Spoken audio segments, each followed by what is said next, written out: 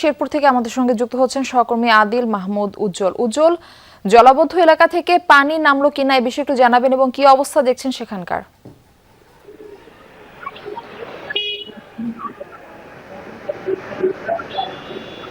Murphy, আপনি জানেন যে গত রাত টানা বর্ষণ চলছে শেরপুরে এবং এই ৬-৭ ঘন্টার বর্ষণে কিন্তু পৌরসভার বেশ কয়েক আমি যদি আপনাকে দেখাই, আমি এখন আছি মাধবপুর মহল্লায়, যেখানে শেরপুর জেলার ভূমি অফিস, ডায়াবেটিক হাসপাতাল, শেরপুর সরকারি বালিকা উচ্চ বিদ্যালয়ের মূল সড়কটি, সেই সড়কটি কিন্তু এখানে অবস্থিত এবং এখান থেকে কিন্তু শেরপুর সরকারি মডেল কলেজটি আছে, সেই মডেল কলেজেরও কিন্তু যাতায়াতের একমাত্র রাস্তা। আপনি যদি দেখেন যে প্রায় ১ ফুট মাটির নিচে কিন্তু সেই রাস্তাটি ডুবে আছে।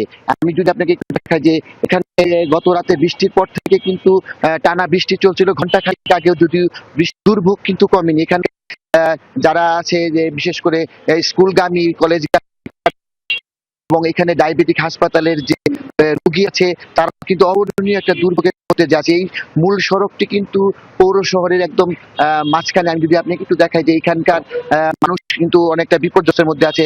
সকাল থেকে বৃষ্টি কিন্তু টানা বর্ষণ হয়েছে এবং সেই বর্ষণের কারণে কিন্তু এই দুর্ভোগটা অনেকটাই বেড়েছে। এখানে রাস্তার উপরে প্রায় হাঁটু পানি জমে গিয়েছে। মারফি, একটা বিষয় বলি যে গত রাত ৩টা থেকে কিন্তু যখন টানা বৃষ্টি চলছিল, মানুষ কিন্তু ঘর থেকে বেরোতে পারছে না। বিশেষ করে নিম্ন আয়ের মানুষ, তারা কিন্তু অনেকটাই সেই সমস্যার মধ্যে পড়েছে। এবং